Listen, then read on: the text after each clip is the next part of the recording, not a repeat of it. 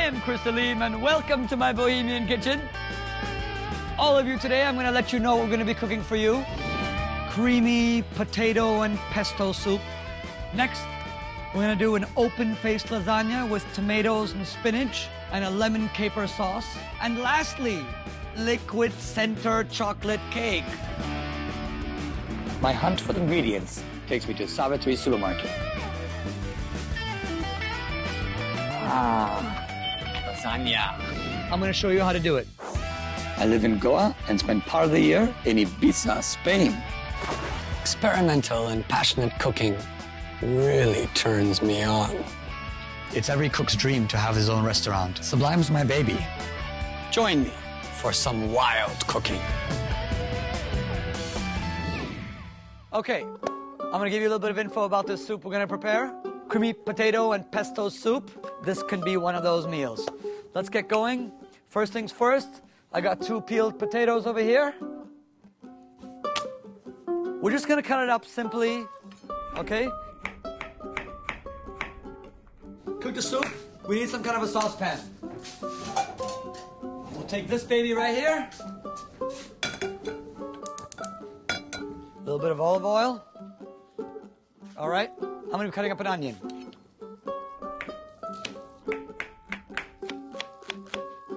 Let's get to business. Potato, onion, in the pan. A little bit of salt, a little bit of crushed pepper. Lower down the heat a little bit because you don't want anything to burn when you're focusing on other things. This is all cooking. Let's move on to the pesto. We'll grab some basil. Gonna add a few cashew nuts to this pesto mixture over there. A little bit of salt, a little bit of pepper. Very, very important. You can't make a pesto without some form of nut, some form of basil, and some form of olive oil. And then I would say maybe just 1 head of garlic. And in there. All right, we're gonna get this in here, and we're gonna blend it. Like so. I think that's about ready. Let's take a look at what this looks like. Let's give it a little taste. Perfect. Let's go ahead and keep that in the fridge. All right. Let's take a look at our potatoes. We've got our color action happening here. We're gonna add a shot of wine. The alcohol is burning away and the flavors of the wine and the potatoes and the onions, that's what's gonna remain. Okay? And we can go ahead and use it and put it into action. Okay? Right over here. Go ahead and get that in the deep freeze and get it cooled down. Okay, we've waited. Let's go check it out. Slightly warm, but I think this is totally okay. Our potato, water, wine, and onion mixture in here. A little bit of milk. Ooh, nice, thick, heavy cream. Tiny little bit of water. Now this is where you need to be careful of your water-potato ratio, okay? And improve it as it's going along. Let's take a look. Okay, this is a slightly little bit thick. If you can see this, I want you guys to see this consistency. Slightly too thick for a soup. Probably a little bit more milk. All right? Add a little bit more salt and a little bit more pepper just to give it that extra. Let's give it another blend. All right, looks good. Grab your soup, pour it into the sieve, keeping it as smooth and velvety as possible. Okay. All right, last thing. We're gonna heat up our soup again before we serve it. Put it back in the saucepan, and we can go ahead now and pull out our pesto that we made a little earlier and incorporate that into our soup. All right. Here's our pesto. Still looking beautiful. I'm just taking out the pesto from the blender and just adding it into my soup.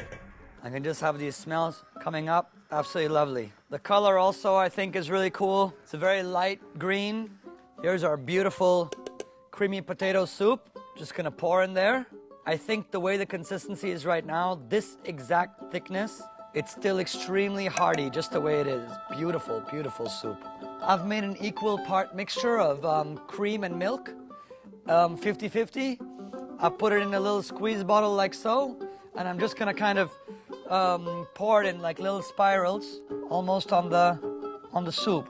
Maybe a little bit of pepper for some sort of black contrast color. Creamed potato, pesto soup. Yummy, yummy. All right, let's give this a little taste.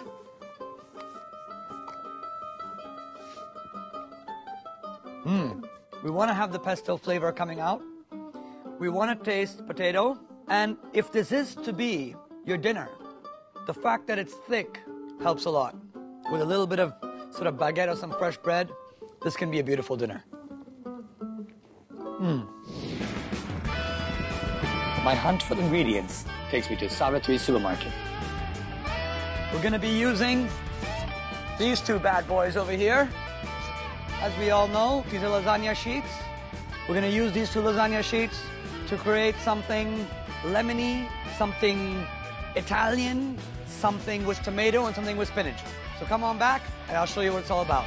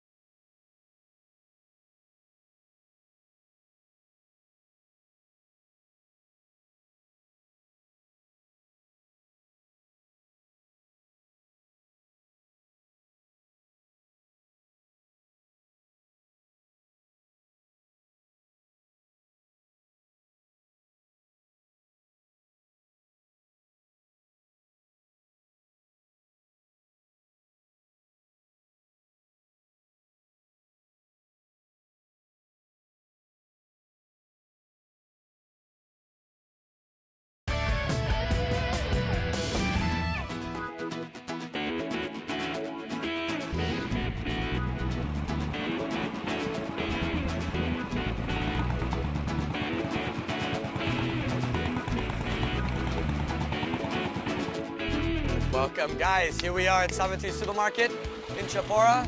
As you can see, there's paint over here, there's liquor and beer, there's all kinds of things to shop on the inside. We're looking to buy a couple of funky ingredients for some of our dishes. Let's go and see what they have inside, all right? Come and follow me. Morning. Morning. How are you? How are you? Good. All right, we're gonna take one quick round and see what we can find, all right?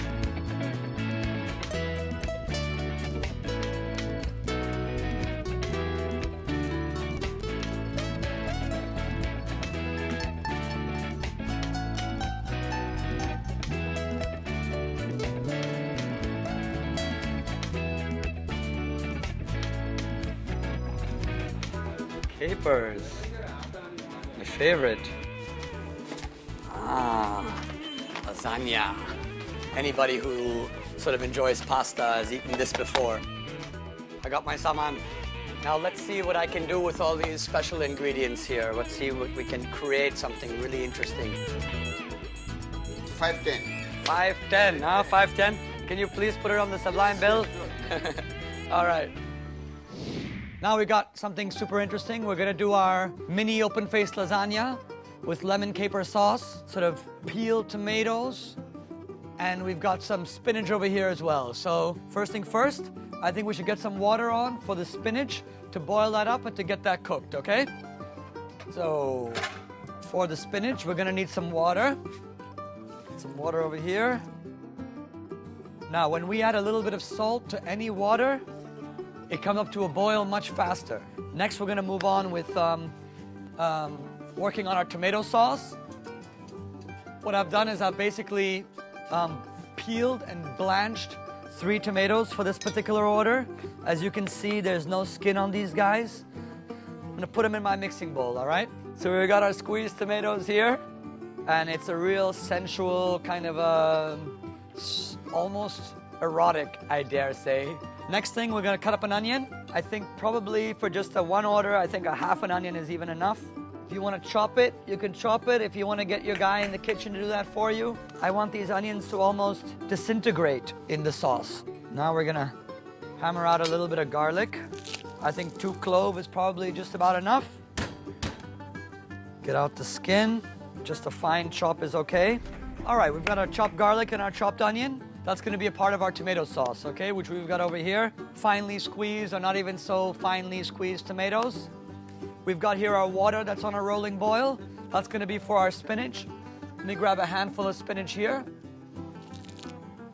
I like to remove the stems, so I've just got the leaves.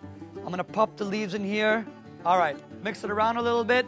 Literally 5 or 6 or 10 seconds, and your spinach is cooked. Get the spinach on out of here and out into the ice water, okay? This is gonna maintain the color and retain all the nutrients and vitamins, so we've got our spinach taken care of. Once that's kind of cooled down a little bit and the cooking process is ended, we can take it out. Make sure you get all the extra sort of water out of here. You don't want that mixing up in your dish and your sauce. There you go. Put that aside. Get one frying pan for the tomato sauce and another frying pan for a little bit later for our white wine and our caper, lemon caper sauce, okay? I like to put a little bit more olive oil than probably necessary. It looks like our oil is just about hitting temperature here. Let's add in our onions and our garlic. All right, that's gonna get fried up real nicely. We add a little bit of salt, a little bit of crushed pepper. All right, you wanna get these to be roughly around translucent. Okay, we're gonna take a little bit of basil leaves, kind of put them on the side for a little bit later. All right, there we go. Got our tomatoes in there. Just gotta basically reduce down a little bit before we're ready to add in the next ingredients.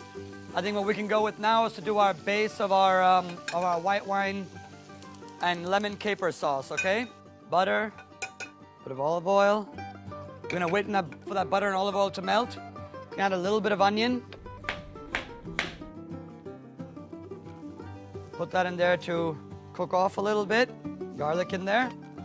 Going back to the tomato sauce that we have here cooking. It's looking really nice. It's reducing and reducing. I think we can add maybe a spoonful of tomato puree, a little bit of brown sugar, and lastly, a little shot of red wine. Get that moving a little faster now. That's our tomato sauce. Once that's reduced down to the right consistency, we're done. That's finished. All right, we got our onions and our garlic over here. We're gonna add a shot of white wine to this. Get all the flavors going. A little bit of salt, a little bit of crushed pepper, a little bit of lemon squeeze. There's a squeeze of lemon. I think here to finish it off, we'll just add a tiny little bit of cream. Once you add the cream, of course, the whole consistency is gonna change. It's all gonna become much thicker. And always taste. Killer. White wine cream sauce is finished. Tomato sauce needs another 3-4 minutes, and we're done there then as well. Beautiful, lovely Italian aged cheese Parmesan. Get a little cheese grater.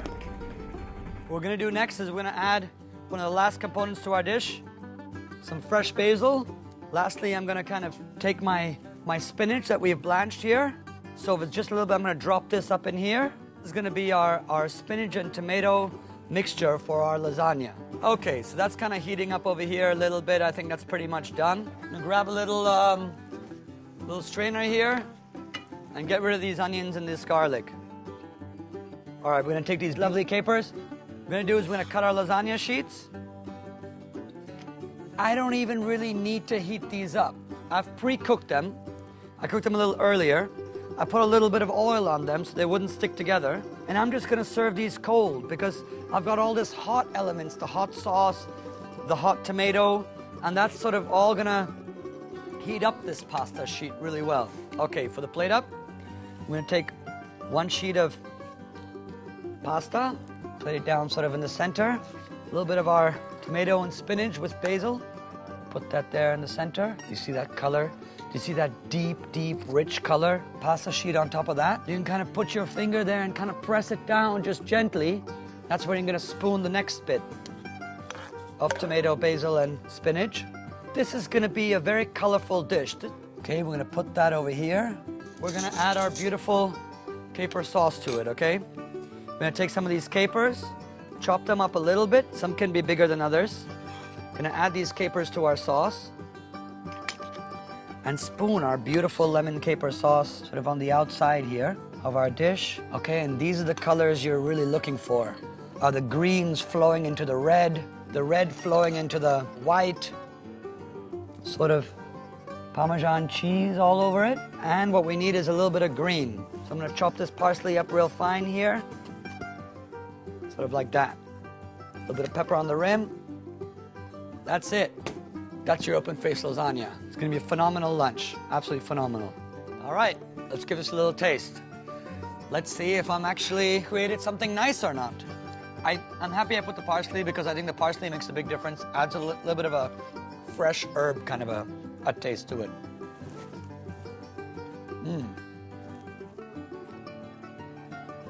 Yummy. We're getting better and better. Delicious. Killer lunch, bowl of salad on the side. You'll satisfy anybody. That was a pretty damn good lasagna. But that ain't nothing. You guys ain't seen nothing yet. Because after the break, we're coming back and we're gonna create this and make a beautiful liquid center chocolate cake. If you're not getting it now, come on back for it.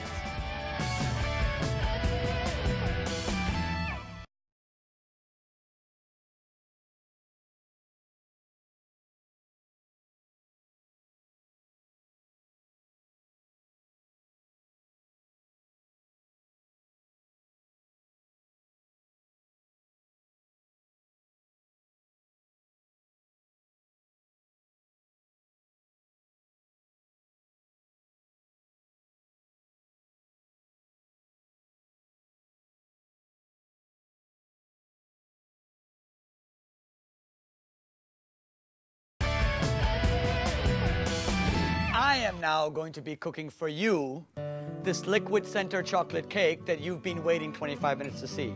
So here it goes. It's as easy as pie, all right? 30 grams of chocolate in the bowl, 40 grams of butter in the bowl. We're gonna basically now over a double boiler, cook the chocolate and melt the butter together, okay? We've got a double boiler action already happening over here. Our chocolate is almost melted. We take one egg in here, and we're gonna pour out a little bit more than half. So we've got our egg in here. At the same time, we're making sure our butter and our chocolate is melting, which is almost accomplished. And we're gonna add our sugar to this, okay? We're taking these 3 tablespoons right into the egg, and we're gonna mix that up nicely. So we're gonna keep mixing that up until you notice that your grains of sugar have dissolved into your egg. I think it'll take about another minute and a half, 2 minutes until that sugar sort of dissolves. In the meantime, we're gonna take our chocolate out of here, out of our double boiler, and set it aside. So here we've got sort of melted chocolate, melted butter together. Now while the sugar is sort of dissolving with the egg, I'm gonna butter off and flour out our ring mold. Obviously the cake is gonna have to go in something. Okay, so what we're gonna do is we're gonna take our finger and we're gonna coat the inside of this pan with butter. Butter nicely on the outside. We're gonna take a little bit of flour and we're gonna do what's called, we're gonna dust it. We're gonna dust this dish with flour. Again, this is to prevent the chocolate cake from sort of sticking on there. That's what it's gonna look like when it's done. Let's take a look at these eggs again. Much better. Now what we're gonna do is we're gonna sort of mix in and incorporate our chocolate into our egg and into our sugar mixture.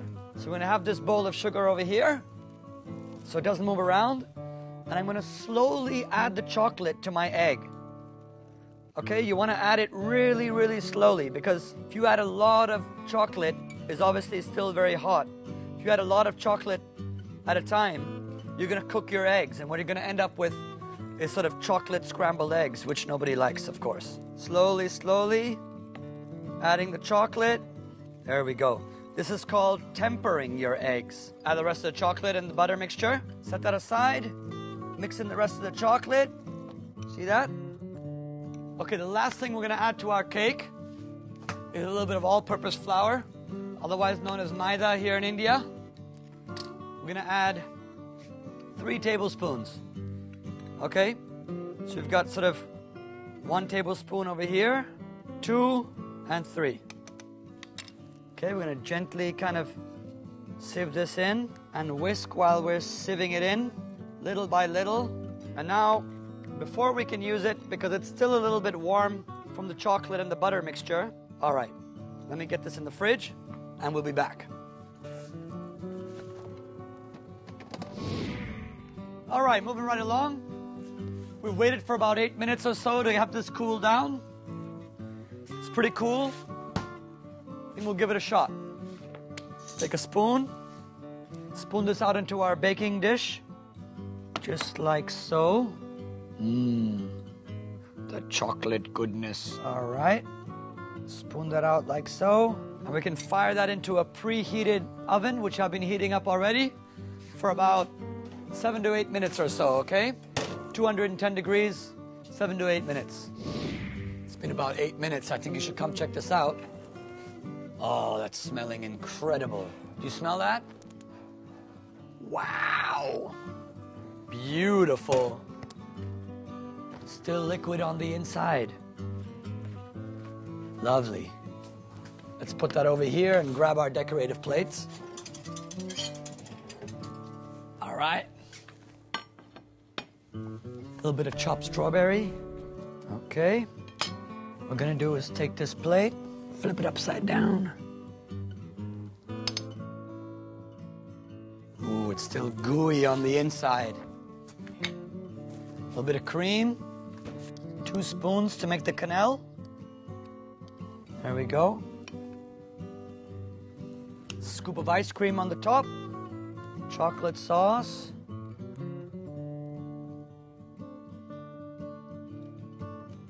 Chopped strawberries. A little bit of chopped peanuts. This is completely optional, okay? If you don't want to put peanuts on there, no worries at all. And some mint leaves for decoration. All right. There we go, guys. There's our liquid center chocolate cake. That's going to be unbelievable once we eat that. Check it out. Yummy, yummy. All right. This is what I've been waiting for the whole day. Liquid center chocolate cake, cream, ice cream. It's all about the hot and the cold. It's all about taking the chocolate, mixing it with ice cream, and hot chocolate cake with ice cream. That reminds me of when I was cooking in California in Santa Barbara, and we made this cake for the first time. And my chef, wonderful man, taught me how to make this amazing cake. The textures, hot, cold, chocolate, vanilla, cream, strawberry, chocolate sauce, peanuts, all the things, all the good things in life.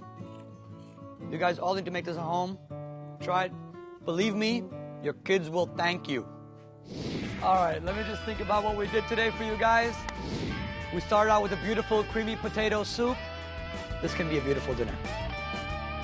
All right, the middle course was a lovely, lovely, lovely killer open-faced lasagna with a lemon and caper cream sauce. And lastly, what we've all been waiting for, the star of the show today, was a liquid center chocolate cake. My chef would have been proud. I want to share with you something that's really important for me. Food is all about love. It's all about putting in your heart and your soul in what you're cooking for your partner or for your guest. So when you're cooking in the future, do all you can. Get in there with all your mind and all your soul and cook up the best food that you can cook up, because when somebody eats that and puts it in their belly and it warms them up inside, they're gonna think about you. Bon appetit, come back again.